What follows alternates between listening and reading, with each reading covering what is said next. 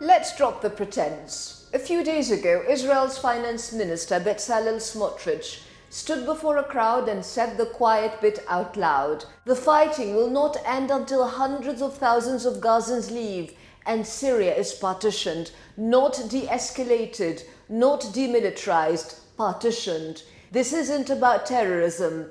It isn't about defense. This is about erasure of nations, of people, of memory itself. Yesterday, Israeli warplanes bombed the area surrounding the presidential palace in Damascus. A direct strike on the seat of symbolic authority meant not just to wound, but to humiliate, to show that no institution is sacred, no boundary respected, no sovereignty recognized, and it was only the latest. Earlier in April, Israeli jets tore once again through Syrian airspace, raining down missiles on everything from military installations to residential streets. In the south, near the ancient city of Noah, Israeli ground forces moved in, killing 9 civilians. And this wasn't just anywhere. Noah, birthplace of Imam al-Nawawi, one of the most venerated scholars in Islamic history. You don't just bomb Noah. You take aim at a legacy, a living,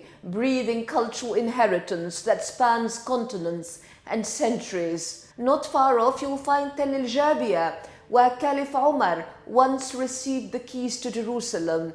That's not just soil, it's sacred. This region, Huran, has given the world jurists, scholars, historians, Ibn al-Qayyim al-Jawziyya, Ibn Kathir, names uttered in mosques and lecture halls from Morocco to Malaysia. It's where the Battle of Yarmouk turned back the Byzantines and changed the course of history. So no, this isn't just a border skirmish. It's a full-blown assault, not just on sovereignty, but on cultural continuity. Since Assad's fall in December 2024, Israel's been hammering Syria with airstrikes, military bases, air defense systems, infrastructure leveled. One day after Assad scurried off to Moscow, Israel declared plans for a so-called sterile security zone inside Syrian territory. 400 square kilometers of occupied land, more than the entire Gaza Strip. And now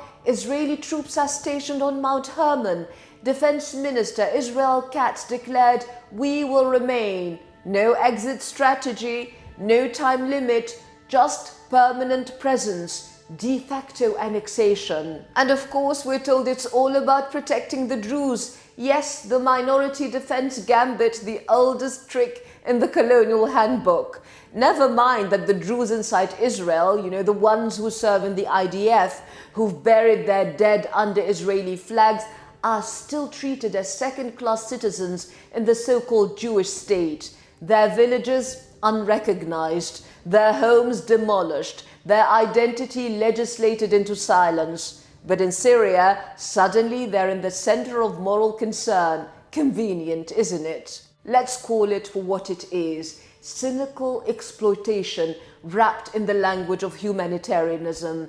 And this is only the beginning, because Israel's leaders aren't even bothering to hide their ambitions anymore. The vision for Syria, not reform, not even regime change, disappearance. Israeli Foreign Minister Gideon Saar said it plainly. The idea of a single sovereign Syria is unrealistic. And then came Rami Samani, Israeli lawyer, military lecturer, and walking Freudian slip. He said this, and I quote, "Syria is an artificial state that has disintegrated.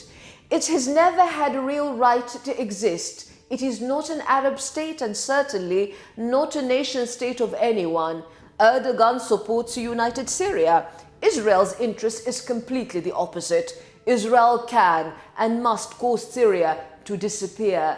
In its place will be 5 cantons. Israel must deepen its grip on the interior of Syria." There you have it. This is not mere rhetoric, it is policy. This isn't about security, it's about cartography by conquest. The plan: break Syria into pieces. A Kurdish canton in the northeast, a Druze protectorate in the south, an Alawite enclave hugging the coast, and scattered Sunni territories stripped of power, autonomy and voice. Why?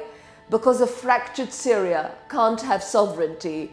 A powerless Syria can't resist the occupation of its lands, and a voiceless Syria won't defend itself, let alone Palestine.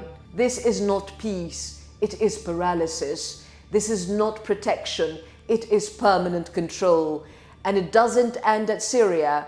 Israel's sights are shifting north to Turkey. Why? Because Ankara still supports a united Syria, and that makes them inconvenient.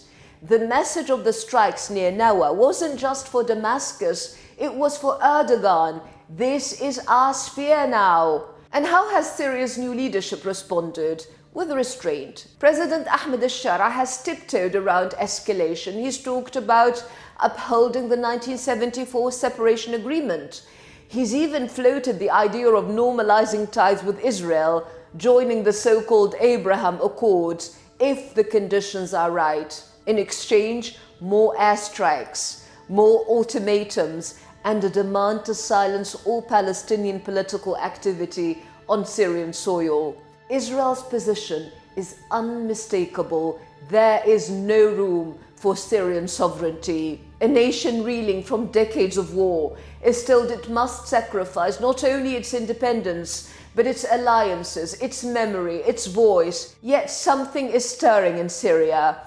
The funeral of the 9 slain in Nawa became a procession of defiance. Across the country, Syrians poured into the streets. The fatigue of war is giving way to a new resolve.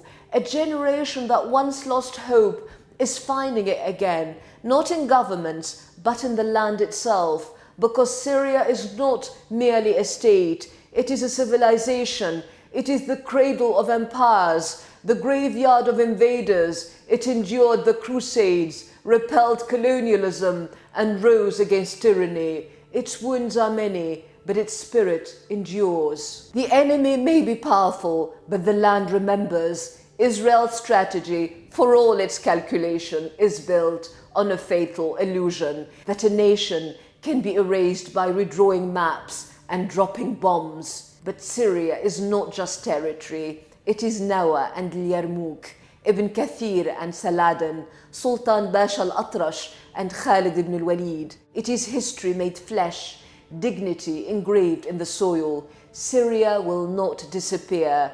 It will not fragment quietly, and its people, however battered, are awakening. What Israel has unleashed in southern Syria is not submission, it is remembrance.